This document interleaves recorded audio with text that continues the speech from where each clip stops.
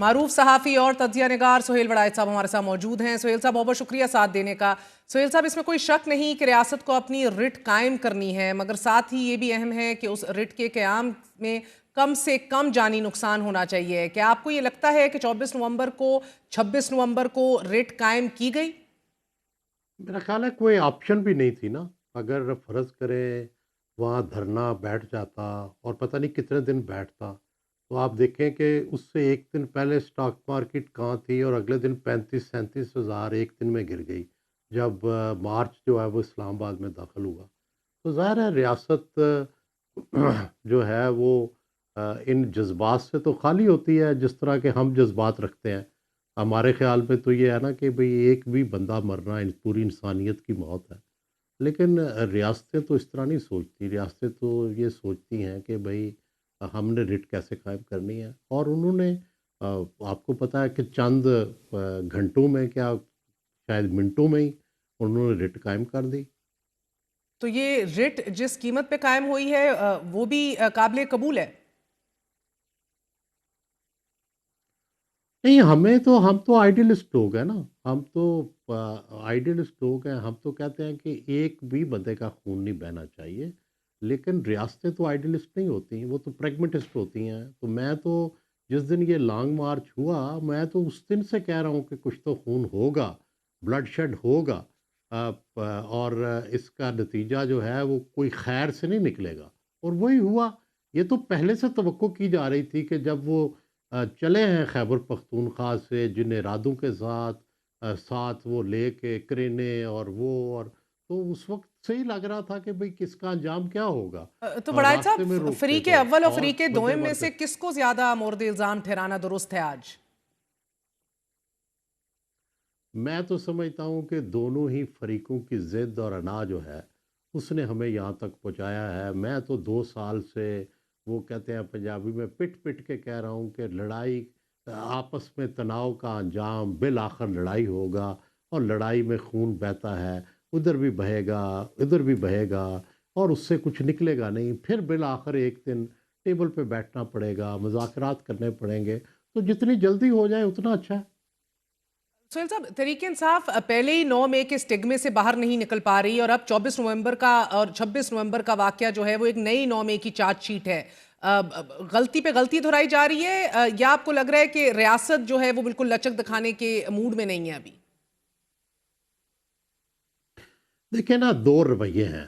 ریاستیں جو ہوتی ہیں وہ تو ظاہر ہے بے لچک ہوتی ہیں، کیونکہ وہ اگر لچک دکھائیں تو یہ ان کے خمیر کے خلاف ہے۔ ہمیشہ اہل سیاست جو ہوتے ہیں وہ زیادہ ان سے دانش کی اور زیادہ لچک کی توقع کی جاتی ہے، کیونکہ ان کو پتہ ہونا چاہیے کہ طاقت سے طاقت کی لڑائی نہیں ہوتی۔ اب کیونکہ فوج کے پاس یا مقتدرہ سے کون لڑ سکتا ہے، اور کون لڑ کے جیت سکا ہے؟ آج تک کوئی پاکستان میں تو نہیں جیت سکا۔ اگر مشرقی پاکستان میں فوج سے کوئی اوور پاور کیا ہے تو اس کی وجہ یہ تھی کہ وہاں فوج تھوڑی تھی اور دستے نہیں جا سکتے تھے، ٹینک نہیں جا سکتے تھے، 1000 میل جو تھا وہ دور تھا۔ تو کبھی بھی عوام اور فوج کی لڑائی جو ہے، اس میں تو جب تک کہ فوج کے اندر کوئی ڈویژن نہ ہو کبھی عوام جیت نہیں سکتے۔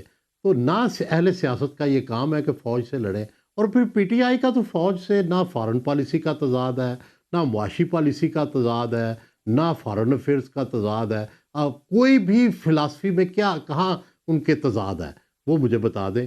اگر تو کوئی تضاد ہوتا، مثلا کمیونسٹ لڑ رہے تھے جب فوج سے، تو سمجھ آتی تھی کہ بھئی وہ سوشلزم لانا چاہتے ہیں، یہ کیپٹلزم کے حامی ہیں۔ جب بھٹو والے تھے تو اس وقت لگتا تھا کہ بھئی بھٹو ایک ساورن لیڈر بننا چاہتا تھا، فوج بننے نہیں دیتی تھی۔ نواز شریف بھی تھا کہ جی میرے اختیارات لے لیے ہیں۔ تو یہاں تو یہ مسئلہ ہی نہیں تھا۔ یہاں تو سوائے ذاتوں کی لڑائی کے اور ایگو کی لڑائی کے مجھے بتائیں کون سا اصولی مسئلہ ہے؟ سر، جس انداز میں پولیس پریس کانفرنس کر رہی ہے، اس سے تو یہ واضح ہوتا جا رہا ہے کہ ریاست تحریک انصاف کو ایک سیاسی جماعت کے طور پر نہیں، بلکہ اب شاید جو ہے وہ آؤٹ اینڈ آؤٹ تحریک طالبان پاکستان کی طریقے سے دیکھ رہی ہے۔ چاہے آپ शहबाज शरीफ साहब के अल्फाज देखिए, पाकिस्तान के दुश्मन कह के मुखातिब किया, इनको इनका खात्मा, just the choice of words.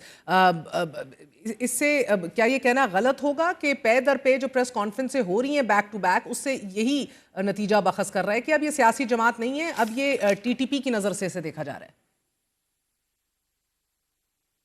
मेरी ज़ाती राय तो ये है कि ये सोच गलत है। अगरचे पीटीआई के भी बहुत से इक़दामात गलत हैं, लेकिन दो गलतियां मिलके कभी सही नहीं होती। तो मुझे दोनों को गलत कहने दें। ये रवैया भी ठीक नहीं है कि हम इमरान को मार मार के नाक की लकीरें निकलवाएंगे, और इमरान का भी ये रवैया ठीक नहीं है कि मैं ताकत के ज़ोर पे सब कुछ मनवा लूँगा और मैं इस्लामाबाद को सीज कर लूँगा और मैं फ़लाँ को नहीं रहने दूँगा और ना मैं सियासत डायलॉग करूँगा। तो ये भी सियासतदान वाला रवैया नहीं है। और दूसरी तरफ शहबाज शरीफ साहब अगर तो सियासी बयान नहीं दे रहे, सियासी बयानात में तो इस तरह की बातें आ जाती हैं, लेकिन अगर वो वाकई कोई इस तरह का, अगर पीटीआई को बैन करने की बात हो या गवर्नर राज लगाने की बात हो, तो मैं ज़ाती तौर पर तो बिल्कुल इसके ख़िलाफ़ हूँ। मगर सर मैं गौहर समझता खान हूँ साहब तो आज ये कि दावा कर रहे थे 100 रिपोर्टर्स को कि डील हो गई थी, खान ने 16-17 को बाहर आ जाना था। आपको नहीं लगता कि बुशरा बीबी को एहतजाजी मार्च की सरबराही देनी ही नहीं चाहिए थी सिरे से? उनकी वजह से ये मजीद कंफ्यूजन पैदा हुई है, या सही फैसला था? नहीं, मेरा ख्याल है कि देखें, दोनों फरीक जो है ना, मुक्तदर्रा और इमरान खान, दोनों चाहते हैं पोजीशन ऑफ स्ट्रेंथ से डील करना। खान का ख्याल था या बुशरा बीबी का ख्याल था कि ये मार्च कामयाब होगा या मार्च बैठा होगा तो हम पोजीशन ऑफ स्ट्रेंथ से डील करेंगे। मुक्तदरा का ख्याल था कि ये मार्च नाकाम बना के हम पोजीशन ऑफ स्ट्रेंथ से डील करेंगे। तो मेरा ख्याल है कि कोई वो सीरियस एफर्ट ये नहीं थी, क्योंकि देखिए मुक्तदरा चाहती क्या है। मुक्तदरा का सिर्फ एक ही एजेंडा है कि हम जो इस मुआशी इस्तेहकाम की तरफ जाना चाहते हैं, आप उसमें गड़बड़ ना करें। इसका मतलब क्या हुआ सादा अल्फाज में, कि आप चुप करके बैठ जाएं बनी गाला में और इस पार्लियामेंट को काम करने दें, मौजूदा सेटअप को मान लें।